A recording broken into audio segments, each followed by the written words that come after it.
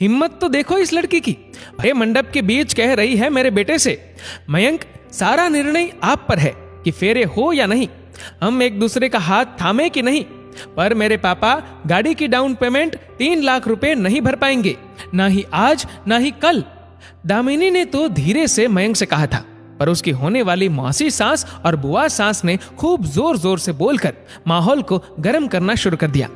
चूंकि दोनों एक ही शहर से थे, तो दोनों पक्षों के लोकल लोग जयमाला देख दावत खाकर जा चुके थे। बस दोनों तरफ के खास खास रिश्तेदार फेरों और विदाई की रस्म के लिए रुके थे। दामिनी बहुत देर से अपने पापा और भाई का चेहरा पढ़ने की कोशिश कर रही थी। जयमाला के बाद से ही उनके चेहरों पर अजीब सी उलझन और चिंता दिख रही थी। पहले तो उसे लगा जैसे जैसे विदाई का समय आ रहा है, पापा भैया को टेंशन हो रही होगी, पर नहीं, ये उलझन तो कुछ और ही थी। और इसी शक को दूर करने के लिए उसने इशारे से अपनी छोटी बहन को बुलाया और सारा माजरा किसी भी तरह पता करने को कहा।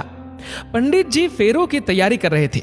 दामिनी एक बड़े भाई और छोटी बहन के बीच की बेटी है। माँ, पापा और उनका छोटा सा परिवार। भाई की शादी अभी नहीं हुई थी।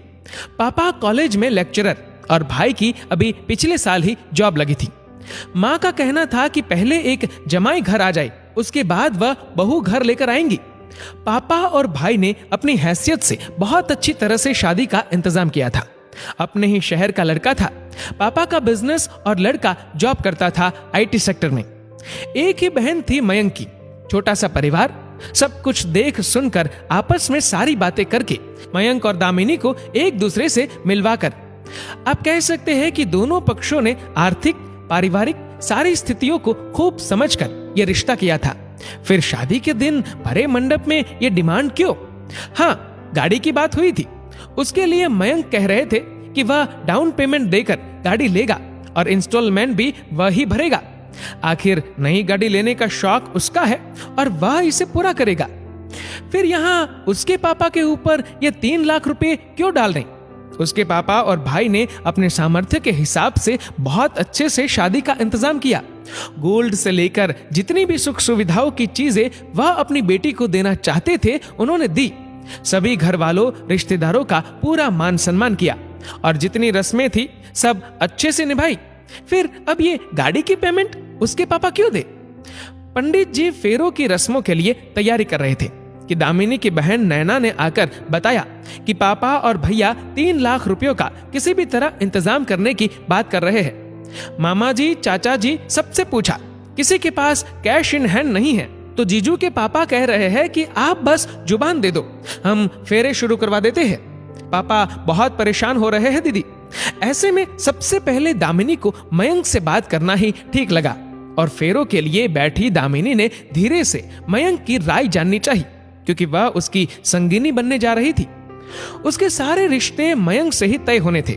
मयंक अपने पैरों पर खड़ा है तो अपनी जरूरत और शौक के लिए वह मेरे पापा पर डिपेंड क्यों?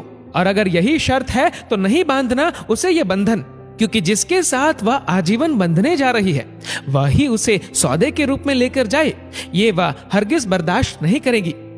मयंक समझदार, पढ़ा लिखा और भावनाओं को समझने वाला इंसान निकला। फेरों से उठने को पंडित जी ने मना कर दिया तो अपनी बहन और पापा को बुलाकर उन्हीं मौसी और बुआ सास के सामने धीरे से बोला, यही हिम्मत मैं अपनी बहन में देखना चाहूंगा कि कल को कोई परिवार 1000 वादे करके फेरों के वक्त अपनी होने वाली बहू को यह दिखाए कि वह एक चीज है जिसका सौदा हो रहा है, तो वह पूरी हिम्मत से ऐसे रिश्तों को नकार सके। पापा, हम अपनी इच्छाओं के लिए खुद समर्थ है, फिर किसी और के परिवार से ये उम्मीद क्यों? हम शादी करने आए हैं, एक सुंदर बंधन में बंधने, किसी का सौदा करने नहीं। घर वालों के मुंह बन रहे थे, पर दामिनी ऐसा पति पाकर खुश हो रही थी।